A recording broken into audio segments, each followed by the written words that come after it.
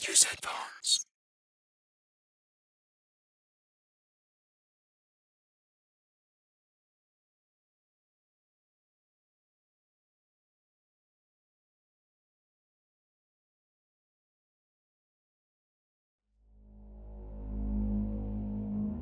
The party was 2 weeks ago. I stole a few beers when the adults weren't looking and shared them with Lucy Sitkins away from the crowd. She drank hers greedily as we sat beneath the bough of a low tree, speaking low so no passersby could hear. Every time we whispered, we tilted our faces a little closer and closer. There was a moment where I thought she was going to rest her head on my shoulder as she told me about how she wanted to be a vet, and my heart skipped as I debated putting my arm around her waist. It was all cut short when her father, Larry, stood in front of everyone in the party and forced a beer can down his throat. I didn't see it. I only heard the cries that had us both sitting upright beneath the branches. By the time we got back to the party, the adults were escorting the kids away and ambulance sirens were fast approaching. Dad was there, and he told me to take my little sister home. The grim and frightening look on his face made me forget Lucy and the smell of the beer on her breath. I try hard to remember if she ate from the barbecue. Sometimes, I think she didn't. Other times, I swear I can picture her biting into a burger, and it's so vivid, I think it must be a memory. It's moot either way. I'll never see her again. I felt a little gross when I went into school the next day and asked around if the stories about her dad were true. When my father got home the night of the party, he hadn't spoken to me or Mom. He just went to bed and didn't tell us what happened. Come morning, I saw some of the older kids by the school gates and overheard them talking. The details made my stomach churn, but I wanted to know more. I didn't want to act all excited about something terrible, but this felt like the kind of thing people would be talking about for years. Larry Sitkins had swallowed a beer can. Shoved it down his throat like a fucking boa constrictor eating an egg. At least that's how one kid described it to me. There was more, of course. He'd praised Satan before slitting his own throat, gotten piss drunk and fallen hard into the ground while chugging a beer, tried to catch the can mid-air. Someone had punched him mid-sip. There were a lot of variations on what happened and how, but they were only theories that got turned into rumors. A lot of us were just trying to make sense of it. Larry was a pretty run-of-the-mill guy. He was a landscaper who made lame jokes at kids' birthday parties. He was about as nondescript as they came, at least as far as a bunch of teenagers were concerned. We got halfway through the day before Mr. Schraub shut the bleachers on his neck. It was in front of the cheerleaders. There were ambulances again. Crying girls and boys, and even some of the teachers. Most of them just looked confused, except for Mr. Straub. I managed to catch a glimpse of him as I jogged over to find out what all the screaming was about. He looked empty of all thoughts and emotions, with his head set at a crooked angle. I figured that was how people must look when dead, but apparently, he'd been like that during the act. He walked up, perched his neck between the slatted benches, and hit the remote button to slide the bleachers closed. The whole time, he was just slack-jawed and stupid-looking, even as the metal mechanism crunched vertebrae and cartilage. I later learned Larry had been like this too, when he killed himself. He was getting ready to pop the tab on a fresh beer when he simply stopped, looked up to the sky, then forced the whole thing down his throat in a single world-shattering moment. I didn't know it back then, but there were others just like Larry and Mr. Straub. A barista in a coffee shop steamed half the skin off her arm while keeping eye contact with a guy in the drive-thru. A doctor at the local clinic used a biopsy needle to inject air straight into his own heart. Lots of people shot themselves, but none of them had aimed for the head. That's a weird touch if you think about it. These people obliterated their torsos or limbs with high-powered rifles at point-blank range.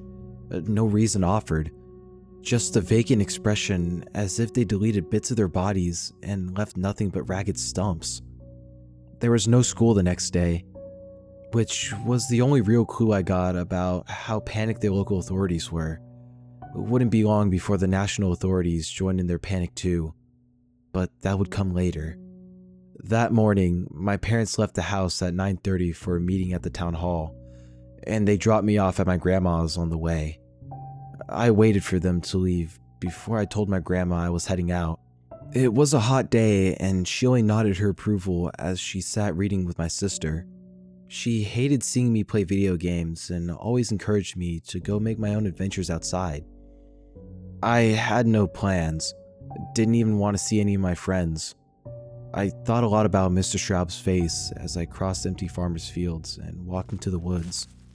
I'd been to an open casket funeral once.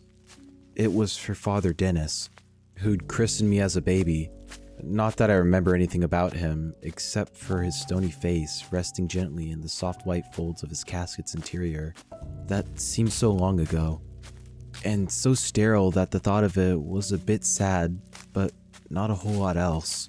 But Mr. Schraub's face had frightened me with his swollen lips and bulging eyes. Alive one moment and dead the next, with only pain to separate the two.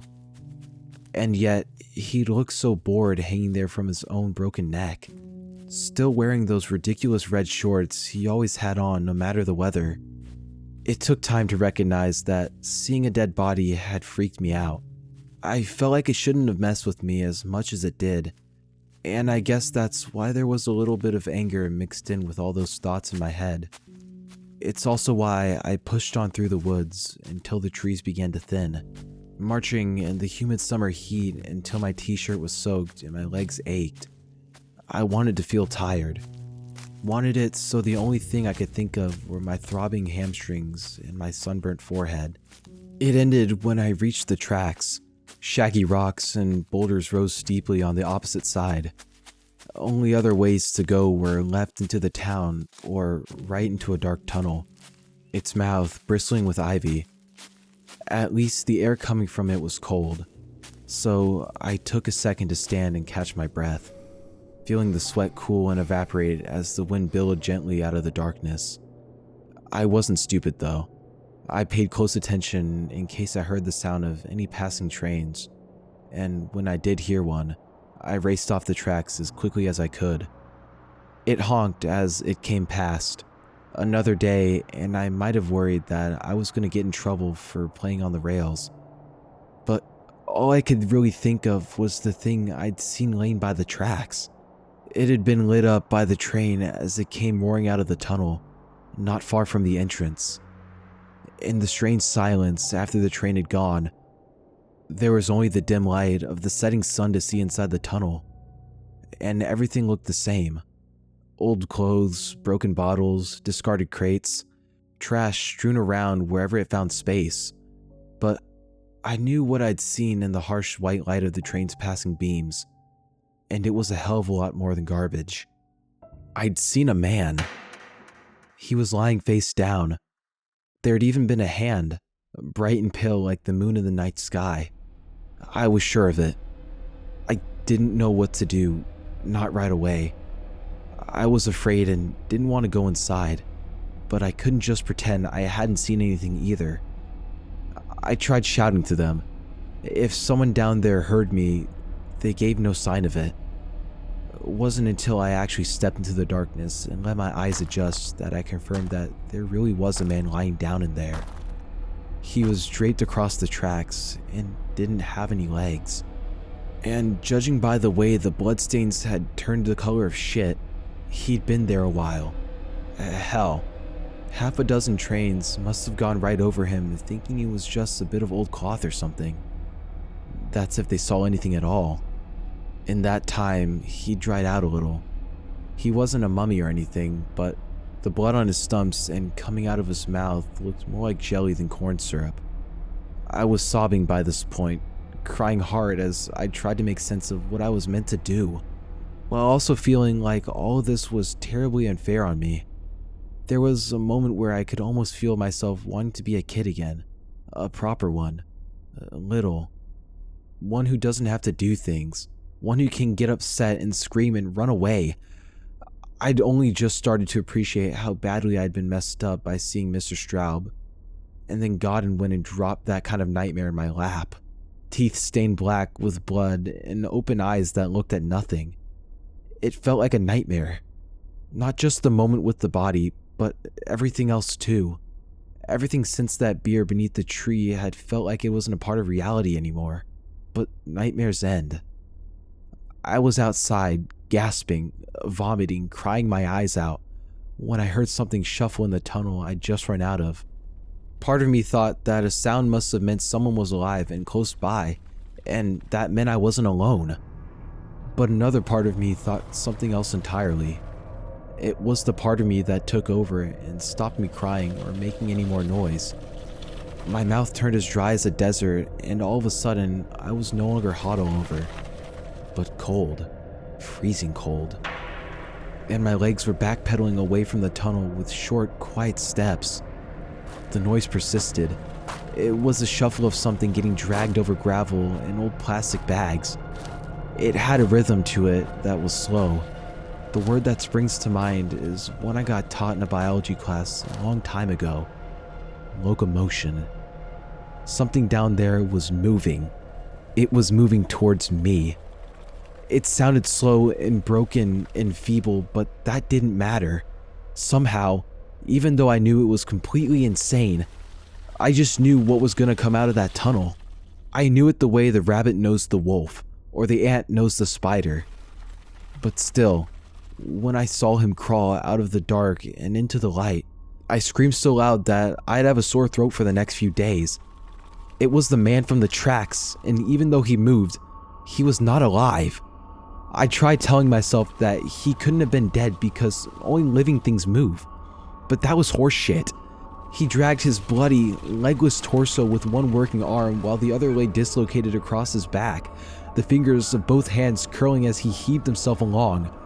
And that face, the same empty, gawking expression just like Mr. Straub's. He wasn't alive. He was a dead thing, and that made him some kind of impossible monster. I turned and ran, screaming through the trees. The whole time, I could only think of the thing that was behind me and was trying to close the distance. It didn't matter that it was slow. Didn't matter that I ran for over an hour. Didn't even matter that I wasn't sure if I knew my way home or was even running in the right direction. All that mattered was putting one foot in front of the other until there was nothing left inside of me. Time turned funny. Seconds moved in strange staccatos until eventually I collapsed on legs made of rubber. Then I dragged myself into an old tree hollow to hide, and that was where I lost all consciousness. When I woke up, the sun had set and it was dark. I vomited some, then found my way back to the beaten path and stumbled achingly through the cold night air back to my grandma's farmhouse. Dad was sick. My grandma screamed something to this effect as she held down his right arm. My mother tried to grip his head in her blood-slick hands. He resisted with dumb determination. My little sister cried, watching the scene like a shell-shocked soldier.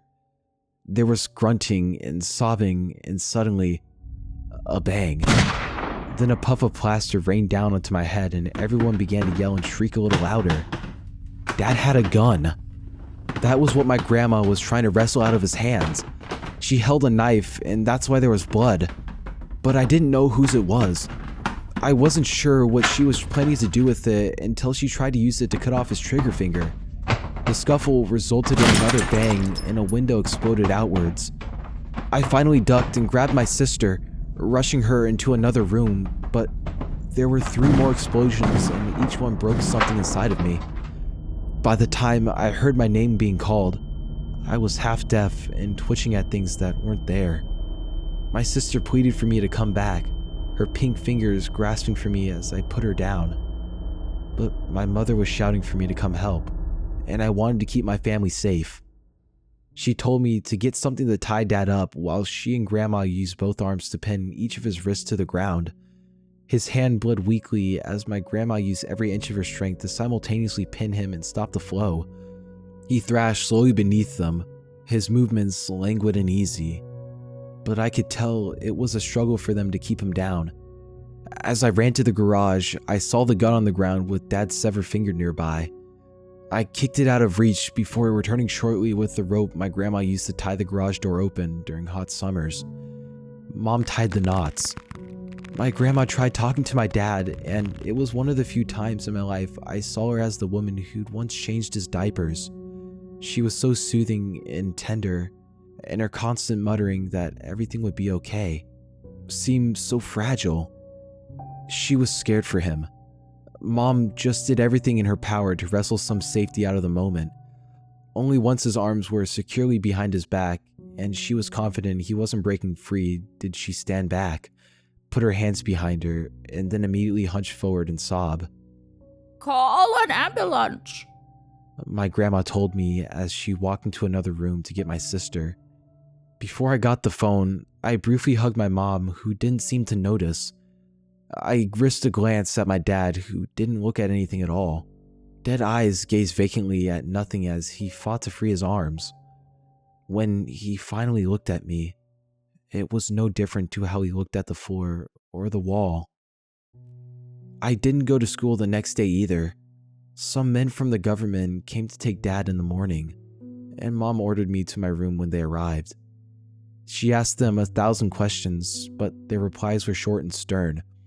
All I managed to overhear were a few muffled phrases. "Please stay put, ma'am. Someone will be in contact with you shortly."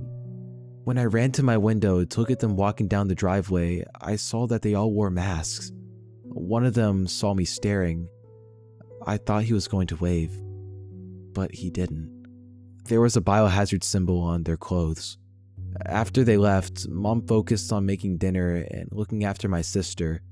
She kept me close the whole time, barking anxious questions whenever I tried to leave the room. "Where are you going?" Just the bathroom. "Oh, okay then." It felt like she was painting normality onto tissue paper, desperately afraid of breaking it. I tried my best to seem like I was okay. Last thing I wanted was to feel like some kid who needed his mommy. We mostly just talked about mundane things, but it was hard for both of us. The only time the atmosphere seemed to change was when she asked me something strange halfway through dinner. "Did your father, when you both went hunting a few months back, what did you do with the meat?" I don't know, I shrugged. Dad took care of all of that. Why? "The men who took him asked a whole bunch of questions about it." Then, with a fragile smile, "Have you done your homework? They told me your teacher would send you some assignments online." just like that, the thin pretense of normality came back. But I was left with a wriggling feeling in my stomach. It didn't go away as the evening marched on. In fact, it only grew worse until I found myself in bed, rolling from side to side and thinking about Mom's question. The men who'd bundled Dad off hadn't seemed like the kind who messed around. They must have had some idea of what was going on. So why ask about meat? On some level, I knew the moment she'd asked me why it was relevant. Dad loved to hunt, and he always brought meat to parties and barbecues. But wasn't it obvious? He'd brought something back from the woods, hadn't he? I hadn't gone hunting for a long time, nearly 3 months. Every time he'd ask, I'd refuse, and I think he knew why. On the very last trip, Dad shot 3 deer, but we only brought back 2, one for us and one for the town barbecue. The third he shot, but we left it on the forest floor because by the time it had died, I was pale and shaking, and even Dad couldn't keep the tremor out of his voice. Neither of us had expected the deer to stand up on its hind legs and walk towards us like a man. Its gait, a heavy and broken thing as it lumbered over the forest floor. And it had kept coming even after Dad shot it 6 more times. One of the rounds struck it in the head, but still, it shambled forward on 2 misshapen legs as its brains painted the ferns a pestilent gray. When it finally fell, even Dad had gone pale, and in the silent aftermath, I had to go off and be sick in a bush. After that, we cut the trip short. Dad walked me gently back to the truck where the 2 deer we'd shot and trussed earlier the day lay waiting in the pickup. I don't think either of us even remembered that they were there until later. He'd still ask if I wanted to head out with him each weekend, but he never seemed surprised when I made some excuse. The only time we talked about it was not long before the barbecue when he drove me to school one day. He didn't deal with it head on. He skirted the topic. Sometimes deer get sick.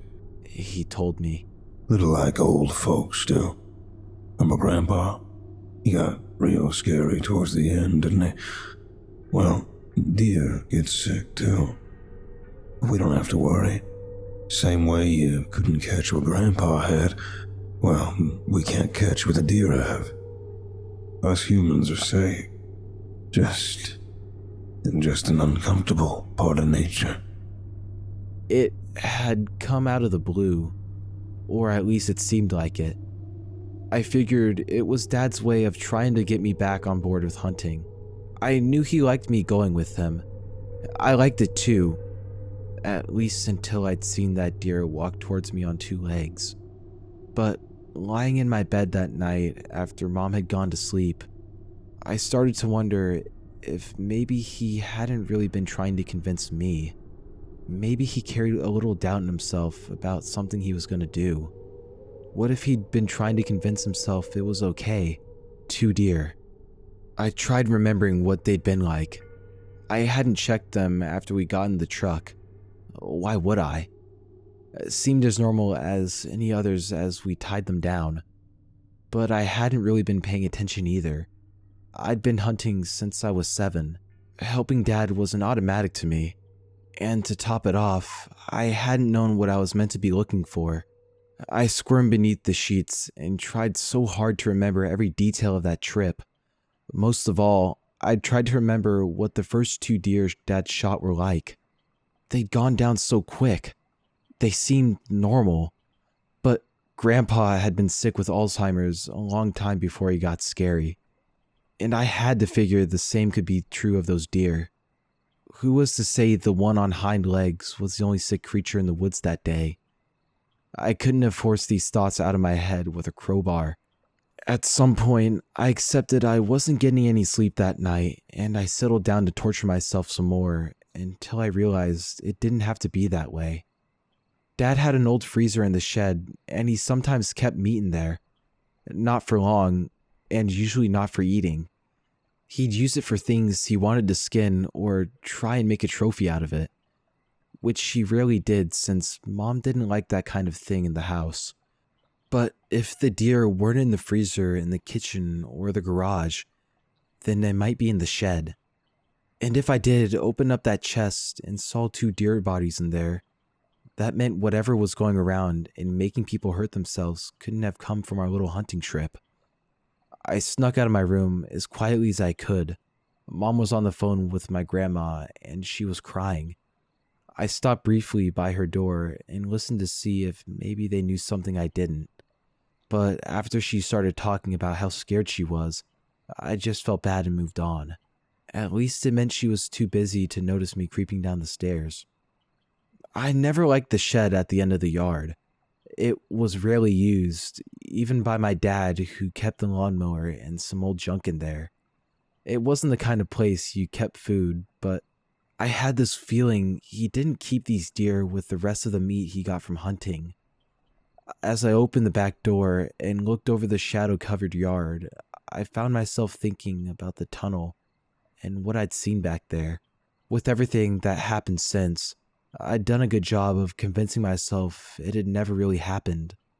The man with no legs who dragged himself out of the darkness had become little more than half a remembered nightmare. A moment out of time that was incompatible with all logic and reason. But suddenly, it was back with me. All the emotions and thoughts that raced through my head as I'd stared at his rotten flesh and glassy eyes. The walk to the shed wasn't easy. I fought the urge to turn around the entire way there. Each step was like walking on feet made of lead. At the door, I paused with my hand poised by the lock. The house seemed so distant behind me, and I became painfully aware nobody knew I was out here alone and out in the dark. Inside was nearly pitch black. My phone helped me light it up a little, but I didn't touch the nearby switch in case Mom saw from her window. Cobwebs hung low from the ceiling, and shadows crawled across the floor and walls as I moved closer to the freezer. The entire time, I kept expecting something to happen.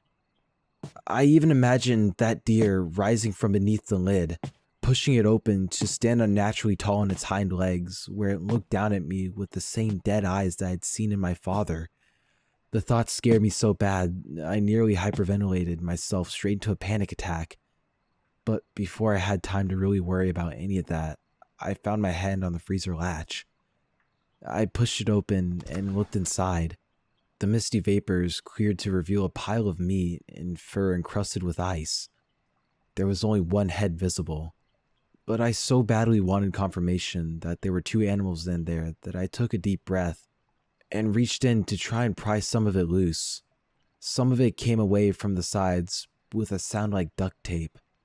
But no matter how deep I rooted around in that mound of bone, antlers, and rock-hard flesh, I couldn't see a sign of the second deer. Had Dad really served everyone sick meat? Was that really why Larry Sitkins, Mr. Schraub, and all those other people had killed themselves? The thought made me feel ill. I slammed the freezer shut and walked back to the door in a daze, trying with all my might to swallow the painful weight that settled in my gut. I had one foot outside when the freezer door rattled against the latch. The entire world spun around me. My heart sank and my skin froze in a sensation that was growing increasingly familiar. I turned to face the sound. Both hands braced against the door and watched as the hatch slammed into the lock once more. The light inside the chest came on for the briefest of moments, and I glimpsed thrashing fur and teeth. Then it happened again, and again. And each time, I saw bits of hoof and bone and strange musculature that frightened me so deeply, I fell down onto my ass and didn't even realize. When the latch finally gave way, the lid flew open and stayed there. Light poured out of the box, and I waited, breath held, for that thing to emerge. To come roaring out of sight and bear down towards me on its unnatural legs. But nothing happened. The silence stretched on for what seemed like an eternity until, at last, there was a crash louder than any before, and the entire freezer rocked back and forth and slowly fell over. The deer, or parts of it, fell out with a hard, wet thump. Bits of its chin and face shattered on the hard, packed ground, sending little shards of meat and bones skating across the floor on melting streaks of blood. Some of them even reached my feet.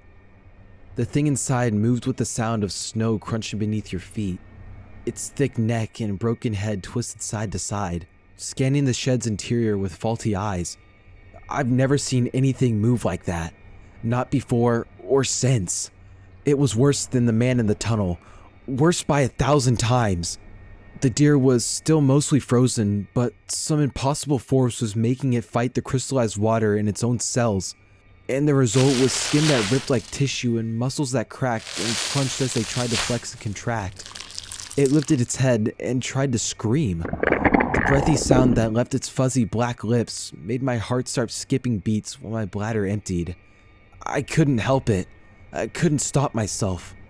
And when I looked down and saw pieces of melting flesh start to writhe and wriggle, I tried with all my might to stifle the cry building up in my throat, but it still escaped as a desperate, high-pitched whine.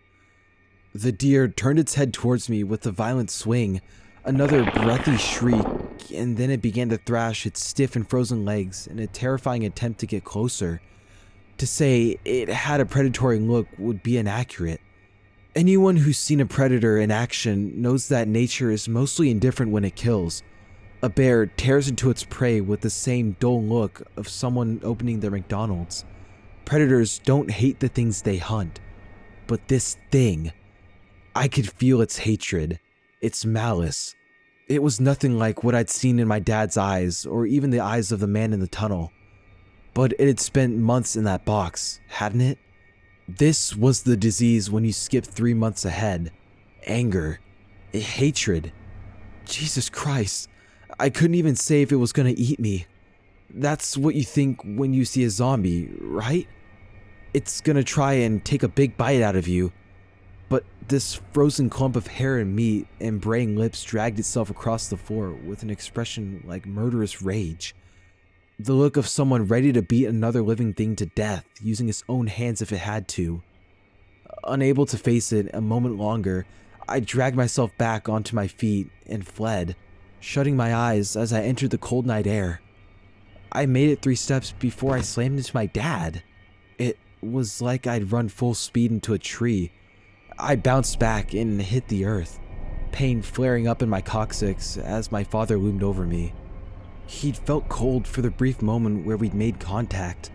My mind blocked out the sound of something hideous scrambling in the shed behind me, and the entire world narrowed until it was just the face of the man who'd raised me, looking down with pale dead eyes. "Dad?" He swallowed, then briefly examined his hands. I think I'm dead. He muttered, almost as if he was talking to himself. When did I die? I pulled myself up and grabbed his hand. He was cold, but his pulse was racing. I could even see the veins in his forearms throb sickeningly. "Dad? Are you okay?" They told me I'm sick. He said, his eyes gazing vacantly at the empty space behind me. I think they're right, but there's more. He looked at me, the intensity of his gaze so powerful that I let go of his hand and took a step back. For the first time in my life, I was scared of him. I'm not alone in here, he said, his voice pleading for help. Slowly, his expression twisted into a grotesque mask of agony and desperation. Oh, Jesus, it isn't just me in here. I tried to move, but he was a big man, and his arms wrapped around me like steel bands. "Dad!" I cried, struggling to pull myself loose as he sobbed louder and louder. "Dad! Jesus! You gotta let me go! There's..." The shed door burst open. I managed to twist around just enough to where I could see what came out, and I felt an urgent terror crawling up my flesh. The deer had pulled itself loose from the freezer, and it now stood in the doorway on 2 legs. Its body looked all wrong in that posture, like when you twist the limbs around on a doll. Probably not far from the truth, thinking about it. Dad didn't react, but I began to scream as the nightmare coalesced around me, my father gripping, holding me in place as that horrible thing lurched towards me on 2 legs. It moved like claymation or a puppet show gone wrong, but it was quicker than I'd feared. As each step brought it closer, I found myself losing what little control I had. I started to scream, started to shriek. I beat at my father with my fists, but he didn't budge an inch. My clenched hands just bounced off his strong shoulders, and it was like I was trying to hurt a punching bag. I started to swear too, started to scream things I thought were bad, then worse, then so bad I'm not even sure I can blame other people for putting those words in my head. I told my dad I hated him, called him a son of a bitch, called him even worse. All that commotion got the attention of others. Neighbors' lights started coming on. My mom emerged from the back door, wrapping her robe around herself as she squinted at us in the dark. What the hell is going on? She cried as she stumbled towards us, but when she saw that deer, she started screaming too. I don't know why, but I thought that other people appearing would somehow help. That as 2, 3, half a dozen people came stumbling into the open lawns, peering over waist-high fences. It had stopped the slow but inevitable onslaught of that monster. It did no such thing. I had to listen to their confused shouts and cries while gesturing and begging for help. The entire time, the sound of the creature over my shoulder getting closer and closer. Meanwhile, my hands tried to pry away from my father's thick arms, but each time I got leverage, he simply flexed and his grip tightened around me. He was muttering something the whole time, but I couldn't hear it. Finally, my mom screamed and ran swinging an old rake at the space behind me. I heard the impact, the splintering of the wooden handle. Then she stumbled backwards, and I had to twist to get a look at the deer that was now just 6 or 7 feet away, the spokes of a rake still sticking out of its face. The monster looked right at me and opened its mouth, and I swear to fucking God it was gonna talk. But right then, someone shouted, For the love of God, Alice, get away from that thing! Alice was my mother's name, and she fell to the floor just seconds before an explosion broke the night, silencing all voices and shattering the deer's head like a crystal ball hitting the ground. My heart raced so fast, I thought for a moment I was gonna die. Then I looked down at Dad and finally heard what he'd been mumbling this whole time. It's in us, and it wants us. It's in us, and it wants us. It's in us, and it wants us. There isn't much left of Dad these days. I got to visit a couple times. Fat lot of good that did. As far as I'm concerned, he died that day in the kitchen when he first tried shooting himself. They're treating us in this special hospital. Mom was real upset that visitations are limited, but I think it might be for the best. Her and my sister tested clean. Most people did. I didn't. Mom snuck me this phone a couple weeks ago, and I've been using that to write. Funny thing is, one of the orderlies saw me on it a few days ago and just laughed. I think that maybe the government aren't too worried about this story getting out. At first, I didn't really get why until I started actually putting all this down into writing. Got to the part where that half man came out of the tunnel, and I realized no one's gonna believe me. Still, I gotta try.